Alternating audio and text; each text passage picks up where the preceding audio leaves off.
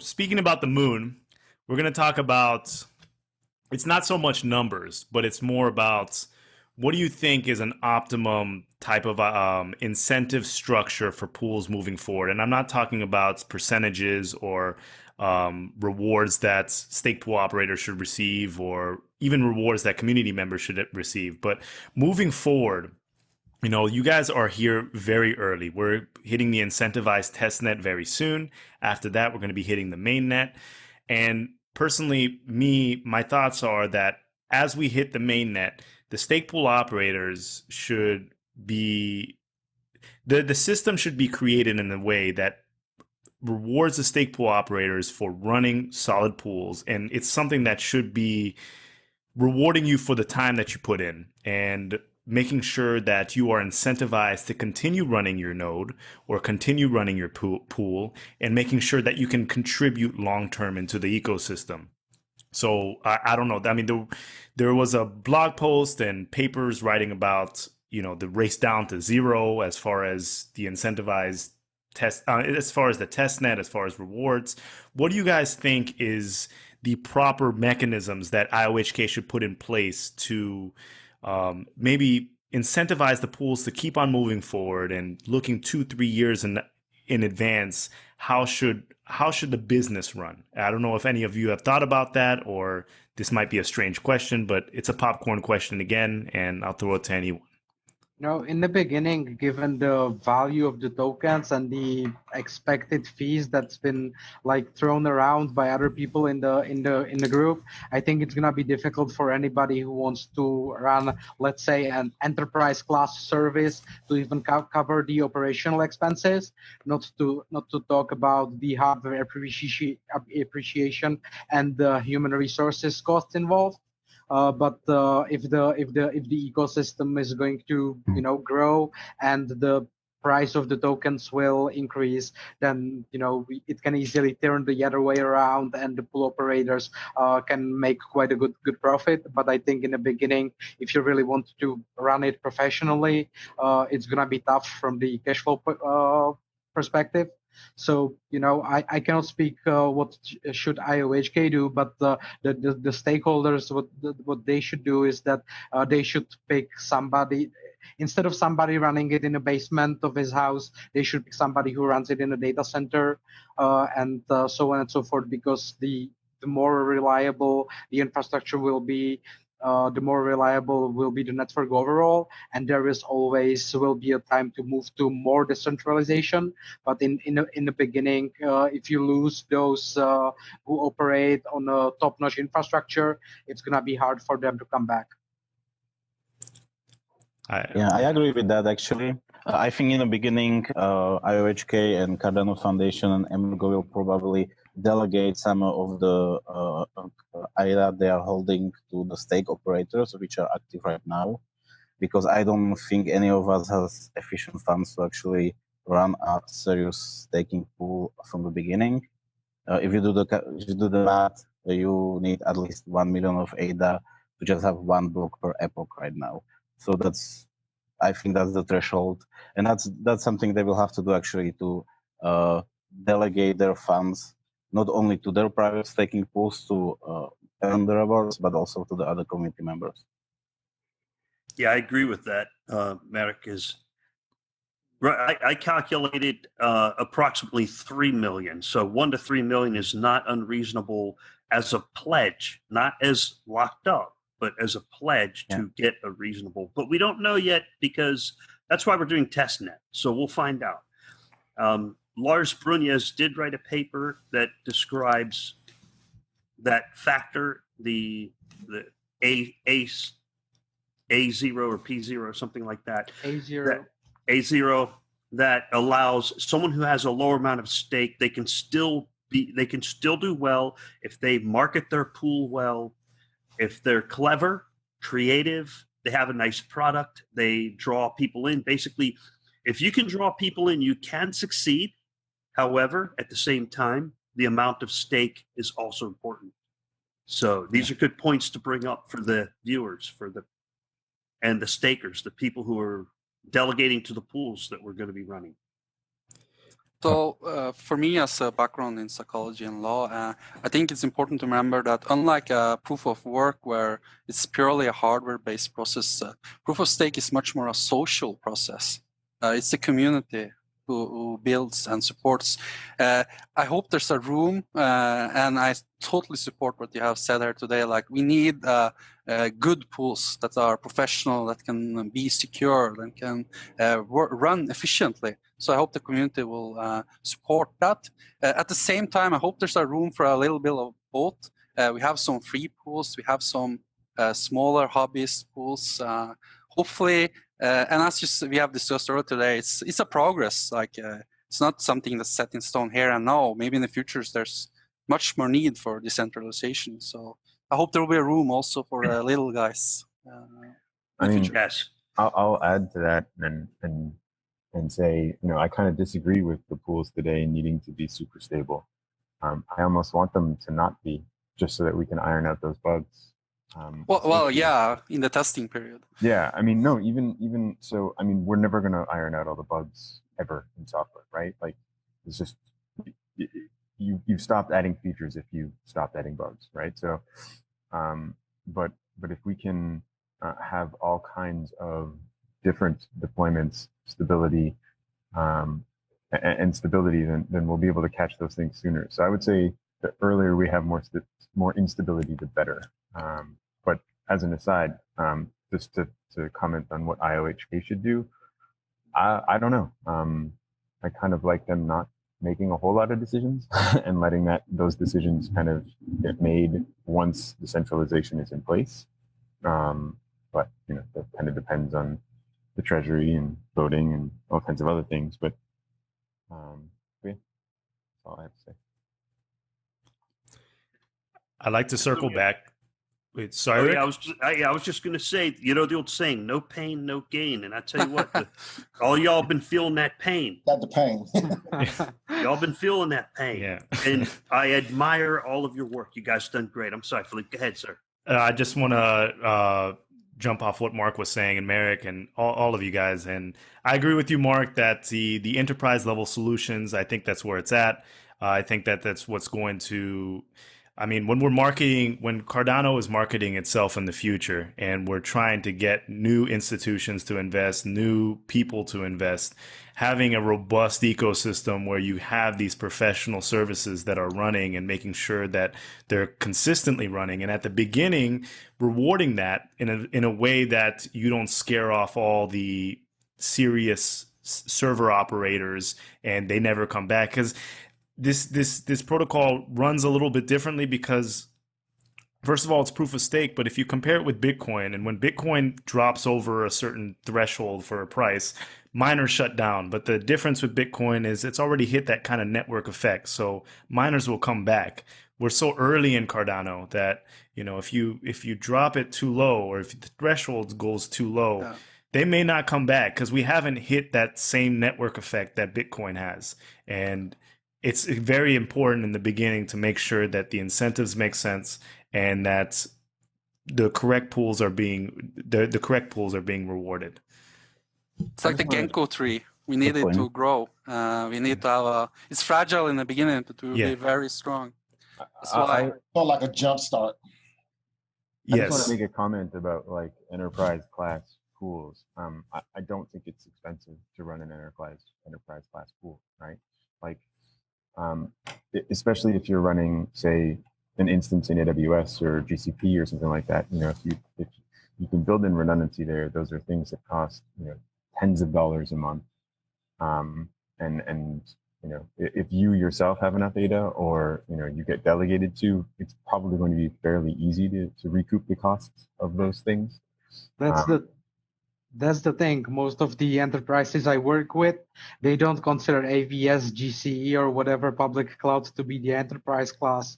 I would disagree. It's good for their research. It's good for testing, but they wouldn't put their SAP on it. I would disagree with that. I work in finance. I work with tons of financial institutions, largest in the world, and they're all using GCP, AWS, Azure. For certain type of workloads. No, for production. I agree with Carol. They are 100% using the cloud for production workloads serving transactional data live in production.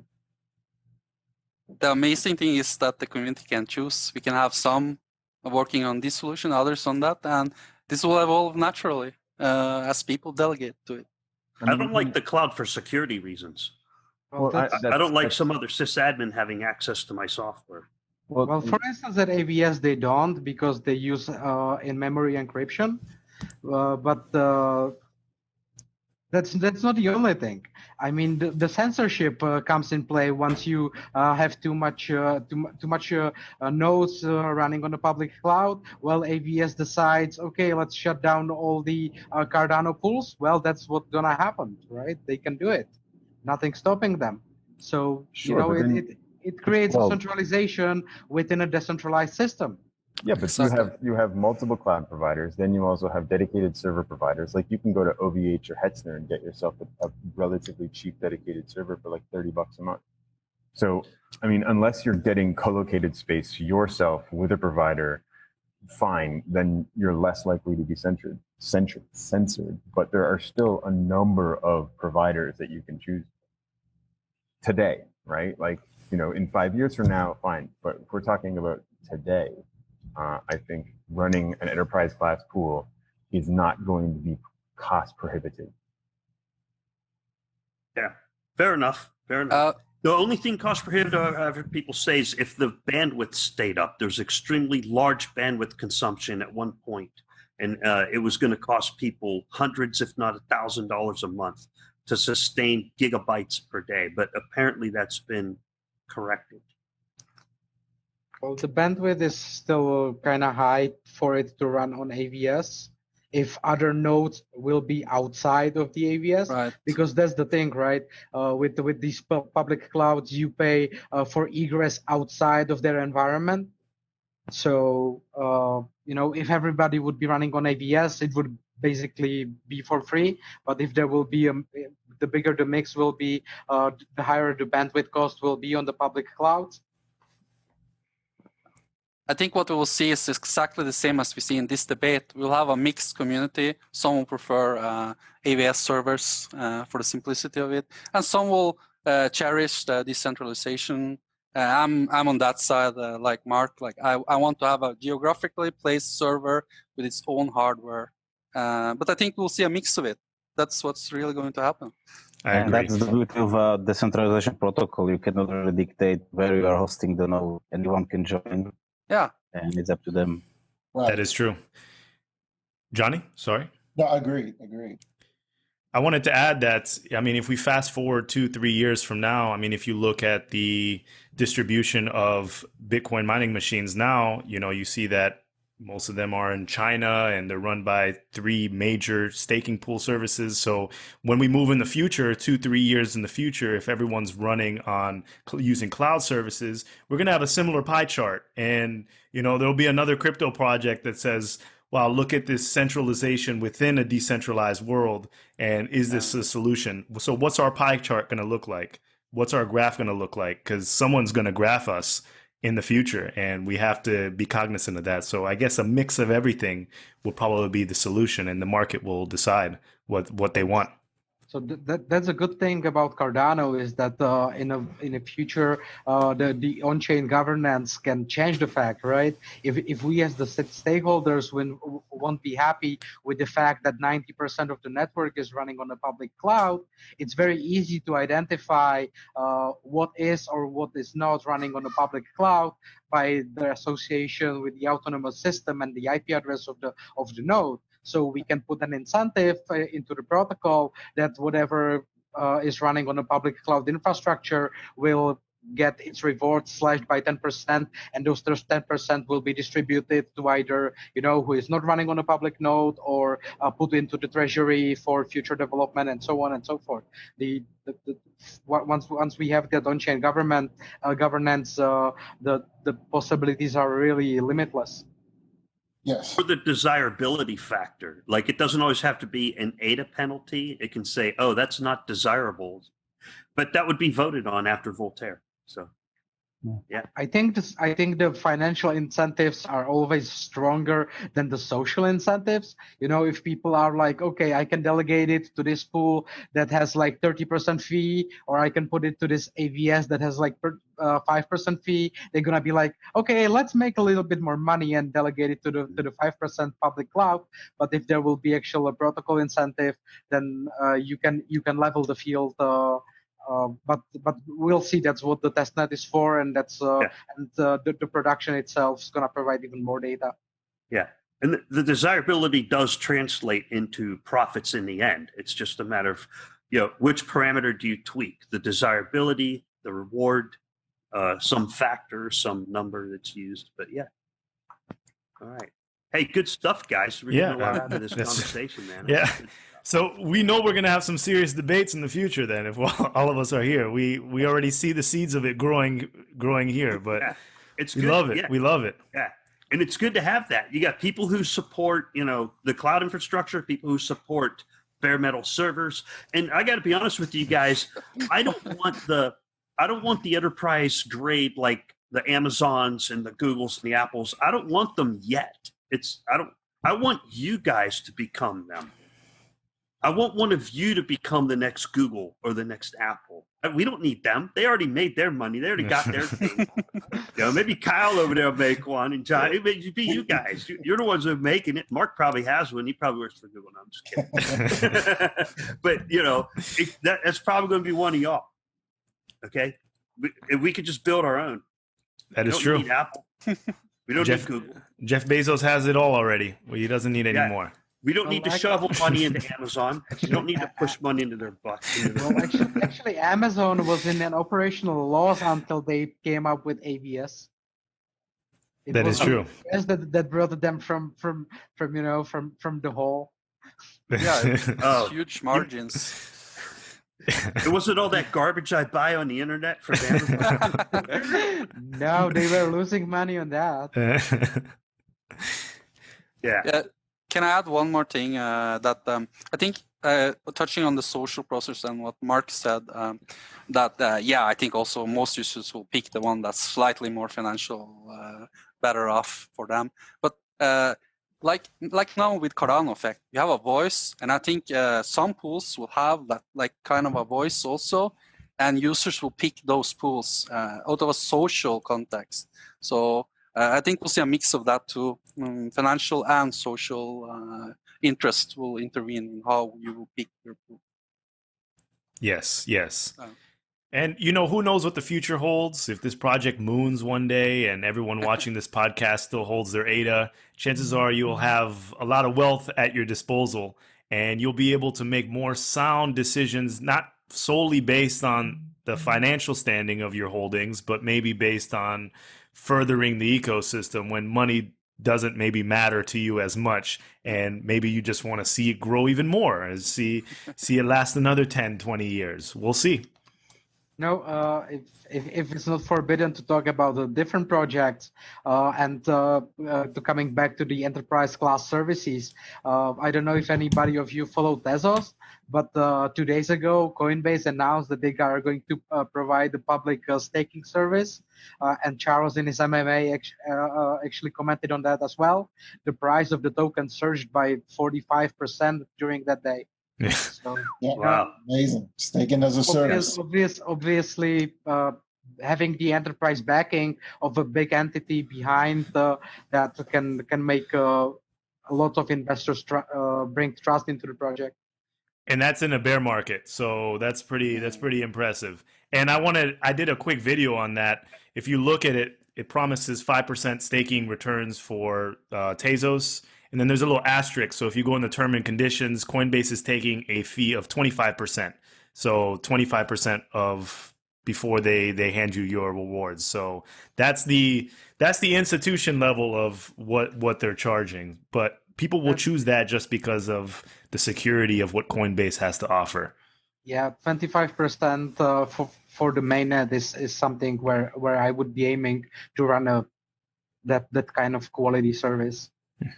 24/7, 365, always somebody on the phone if it goes down, and so on and so forth. Yeah. Yes. Thank you, Mike. And feel free to discuss other projects because there's a lot to be learned from them. For example, I'm trying to get an EOS pool operator on this podcast. So in one of our future pool podcasts, as we have more of these, I might get an EOS expert. He's a really nice guy, and there's something to be learned from their experience.